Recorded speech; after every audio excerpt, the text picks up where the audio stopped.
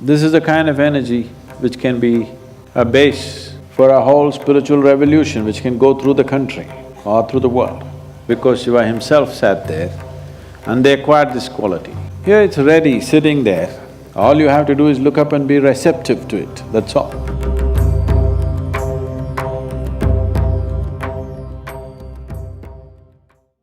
When Adiyogi himself was in a state of distress, or maybe distress is not the word, when he was in a certain state of acrimony with himself, when he could not fulfill the promise that he kind of made to a devotee,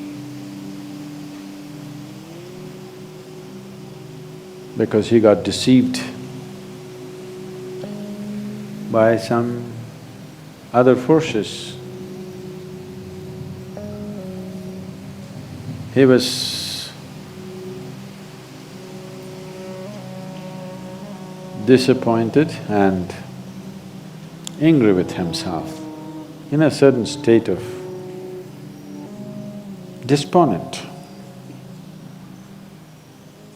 In that state, he came and sat here. Probably most of you know the story about why he became like this. So to put it very simply,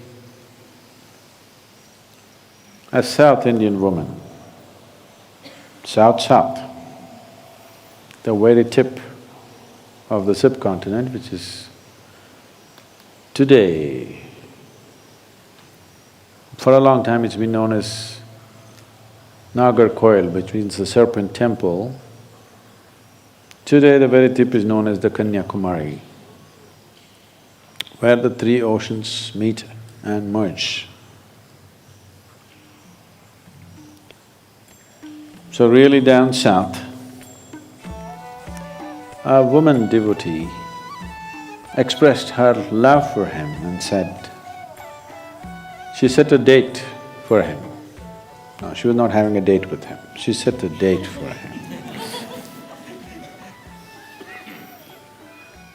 That by this day's sunrise, if you do not appear and marry me, I will shed my body. So, when he looked at her, when he looked south and saw the intensity with which she was saying this, he knew that this is for good, this is for real. That she's actually going to leave her body if he does not make it. So he started his journey from the upper regions of Himalayas down south. So, he's just trying to meet the deadline, but there are any number of people who don't want him to marry a South Indian woman. So, they put various types of obstacles in his way, but he ignored all that and he came on. When he came very close to this place, when he was just 22 kilometers away, what they did was, they put up a huge heap of camphor and lit it far away.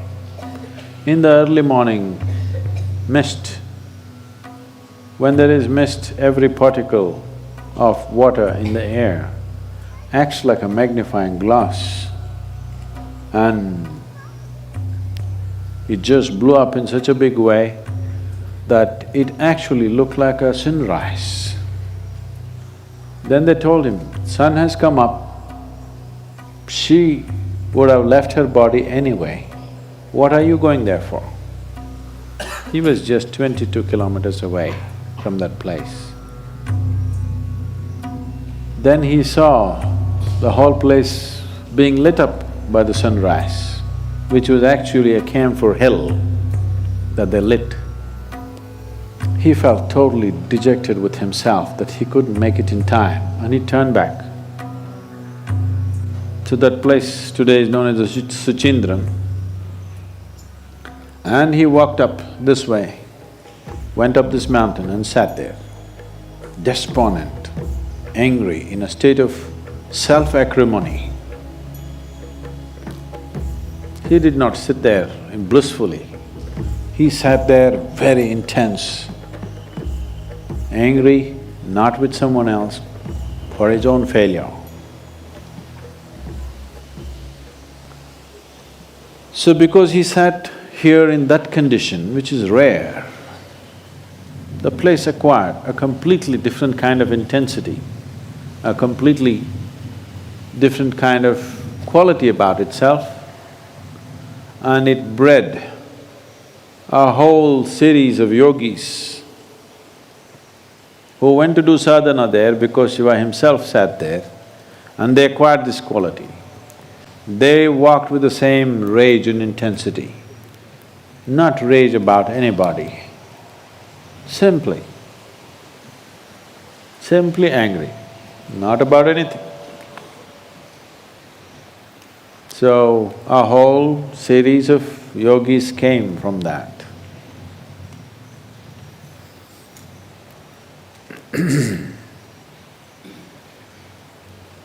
If you've seen the pictures of Sadhguru Sri Brahma, he looks like that. That Veerappan would look like a kindergarten child. Veerappan will really look innocent and baby-faced. That's how fierce he looks, for no reason. He simply walked in anger all the time, not about anybody. Extremely compassionate, but just angry. So this was not the first one, the whole series of them like this, because they got their push from the energy at the peak of this mountain. And they acquired this. For them,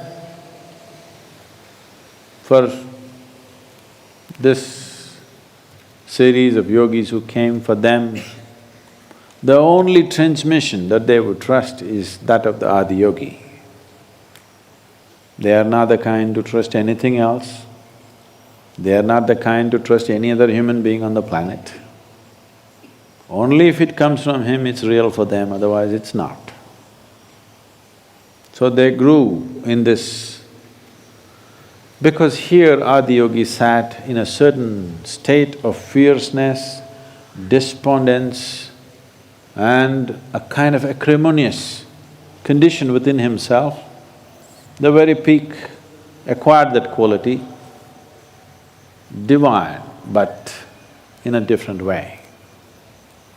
They became that kind. You don't know how much it's taken to culture this one, to civilize this one, to make it look…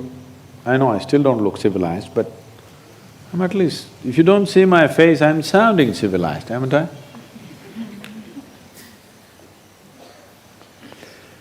So, the energy, the intensity of what this mountain can transmit, what this peak can do to people is too phenomenal. If we have to generate this kind of energy, enormous amount of work has to be done, enormous. Here it's ready, sitting there. All you have to do is just look up and say Shiva. All you have to do is look up and be receptive to it, that's all.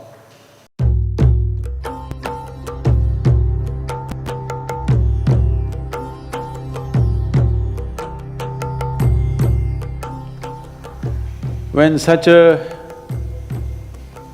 energy basis is available, this is the kind of energy which can be a base for a whole spiritual revolution which can go through the country or through the world.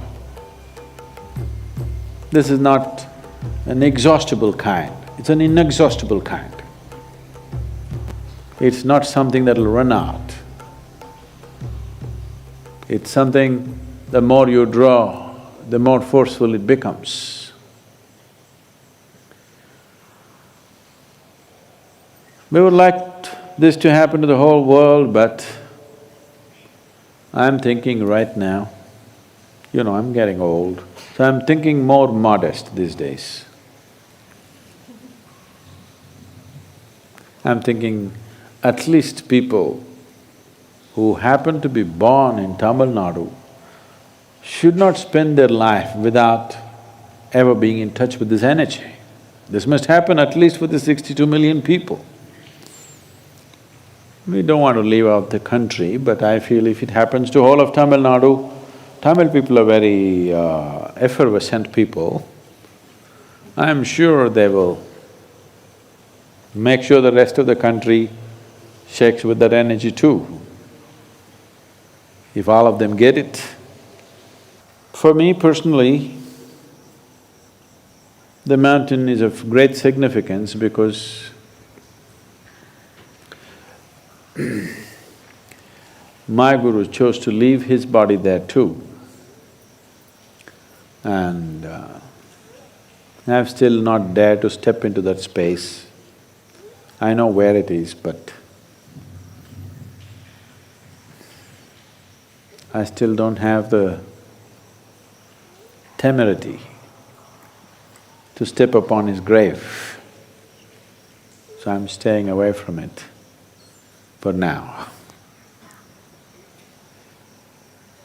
So, this is a mountain of a temple. If you have to create that kind of energy, what it takes is not simple. It's not simple at all. It will be phenomenal work. So monumental, it's almost humanly impossible kind of work. But it's all done and kept ready, just in a natural form. If we don't make use of this would be very foolish, especially for the local population. It would be extremely stupid not to make use of this energy, because this can transform everything that human being is. And we can breed more angry yogis who are wonderful beings, but who don't have to pretend to be kind and gentle and compassionate. They're simply the way they are. They're just like the wild. They're like a tiger in the forest or a tusker that tramples through everything, but whatever he does is still useful.